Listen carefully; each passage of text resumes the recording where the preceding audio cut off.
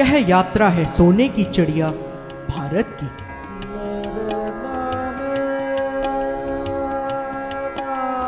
भारत जो कि विभिन्न धर्मों व संस्कृतियों का महाकुंभ है। भारत जहाँ की पावन भूमि वनों, समुद्रों, रेगिस्तानों व बर्फ के पहाड़ों से आच्छादित है। भारत जिसकी कोख में न जाने कितने रहस्य छिपे हैं। भारत जो कि हमारा अपना है।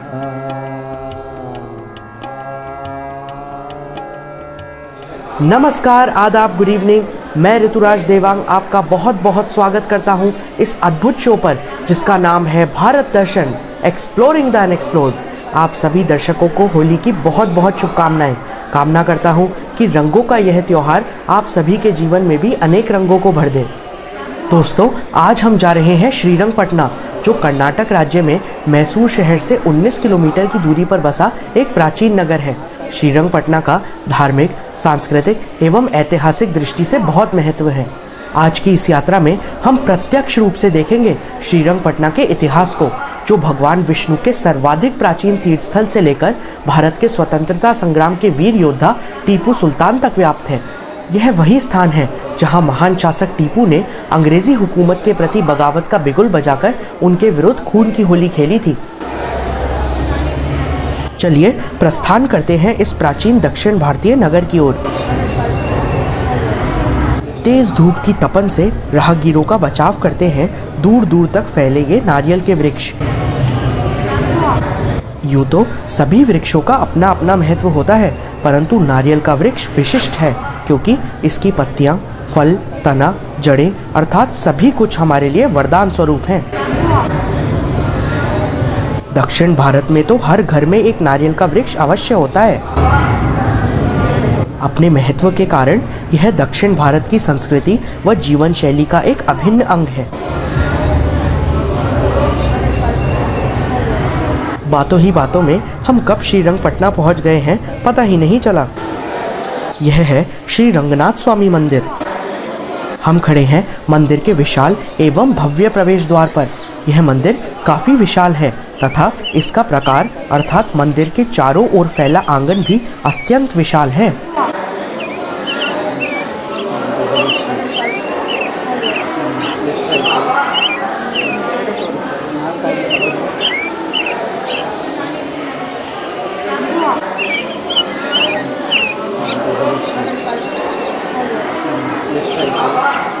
मंदिर का निर्माण गंग साम्राज्य में एक गंगा चीफ्टेन अर्थात श्री तिरुमलाय राय द्वारा 894 एडी में यानी आज से लगभग 1200 वर्ष पूर्व करवाया गया था।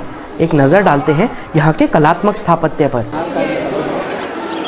मंदिर के प्रकार की दीवार पर अति भव्य मूर्तिकला है जिसमें हिंदू पौराणिक कथाओं को दर्शाया गया है। ऐसी बारीक व उत्कृष्ट मूर्तिकला का तो कोई जवाब ही नहीं। दोस्तों, मंदिर का गोपुरम बहुत ही ऊंचा है। द्रविडियन स्थापत्य शैली के मंदिरों के प्रवेश द्वार पर स्थित गोपुरम ऊंचे टावर्स होते हैं जो मंदिर को अलंकृत करते हैं।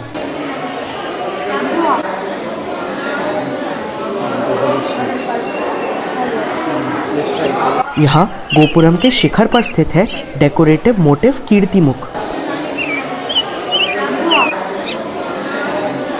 गोपुरम पर ऊपर से नीचे तक सुंदर कारीगरी की गई है।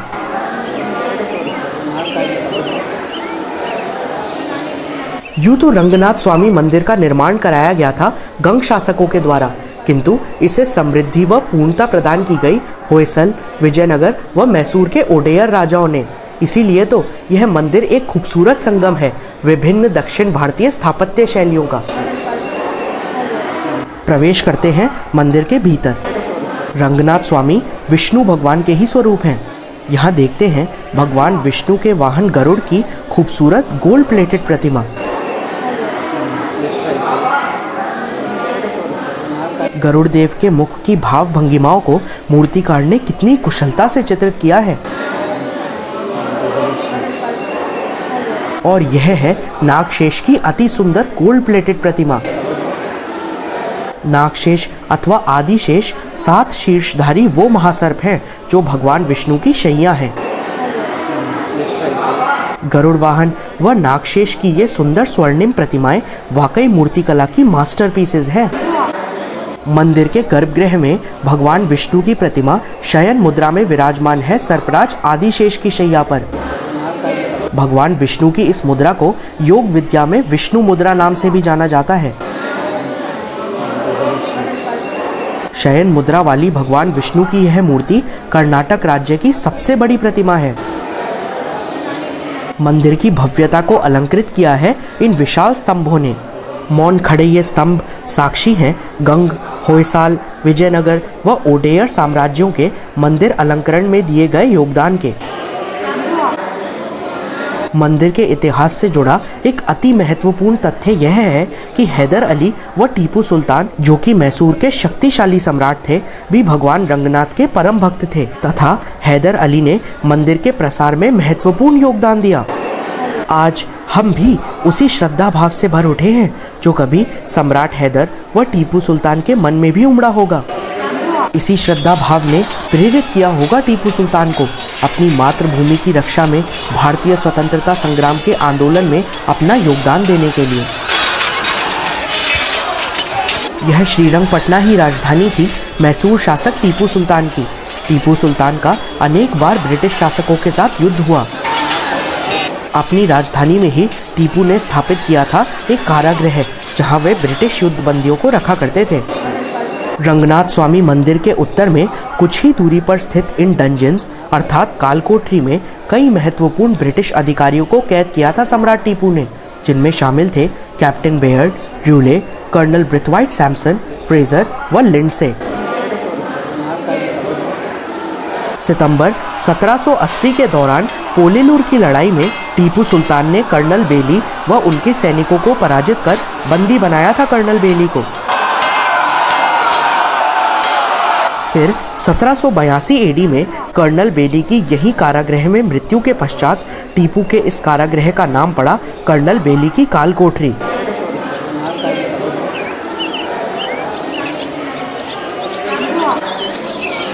चलिए करीब से देखते हैं इन डंजन्स को।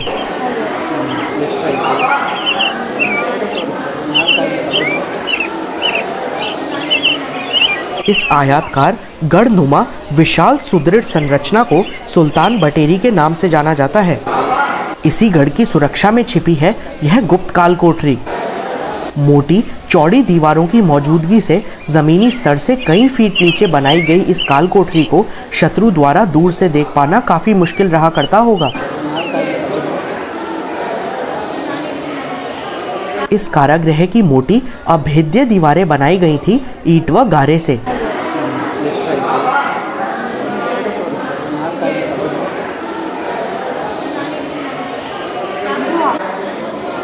(30.5 बाय 12.2 मीटर के आकार की इस बेहद संकरे कारागृह में एक बार में अनेक युद्ध बंदियों को कैद किया जाता था।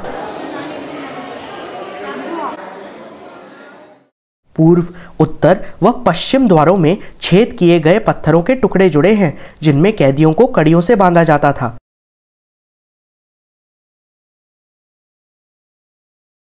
देखिए, इस प्रकार कंधे की ऊंचाई पर बनाए गए इन पत्थरों के स्लैब्स पर बंदियों को चेन्स द्वारा इन स्लैब्स में मौजूद छेदों से बांध कमर तक बर्फीले ठंडे पानी में रखा जाता था।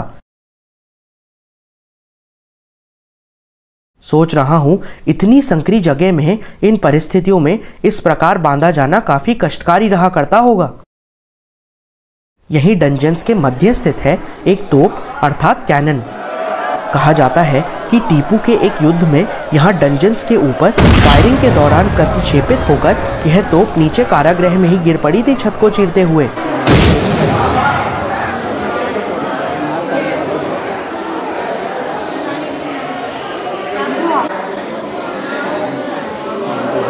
पूरी तरह रॉट आयरन से निर्मित है ये तोप। इसके विशाल आकार से ही इसके भार का अंदाजा हो जाता है।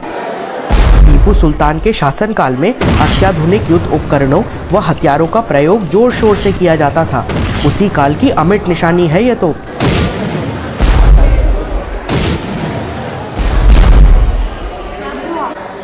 सम्राट टीपू की यह काल कोठरी आज भी सहज ही हमें उस युग में ले जाती है जब भारत पर ब्रिटिश हुकूमत थी। वह टीपू सुल्तान जैसे महान शासकों ने अंग्रेज़ों को नाको चने चबाने पर मजबूर कर दिया था।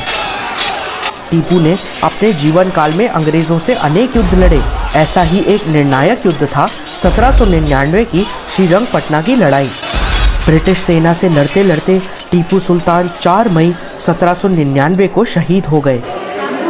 यहाँ श्रीरंगपटना में ही एक स्थल पर उनका शव पाया गया, जिसे टीपू के मृत्यु स्थल के नाम से चिन्हित किया गया।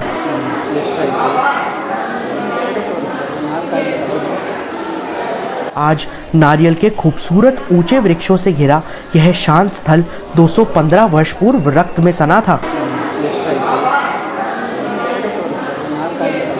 कहते हैं कि श्रीरंगपटना की लड़ाई इतनी प्रचंड थी कि टीपू के शव के साथ यहाँ 300 से भी अधिक और सैनिकों के शवों का ढेर लग गया था। एक ब्रिटिश सैनिक की गोली शीर्ष पर लगने से गिरे टीपू के सम्मान में कर्नल वेल्सले ने यहाँ एक पत्थर की टैबलेट लगवाई, टीपू के मृत्यु स्थल को चिन्हित करने के लिए। सम्राट टीपू सुल्तान का नाम भारत के महानतम स्वतंत्रता सेनानियों में सम्मिलित हुआ। मगर विडंबना तो यह है कि आज टीपू की आखिरी निशानी समेटे इस पावन स्थल को अक्सर सैलानी अनदेखा कर देते हैं।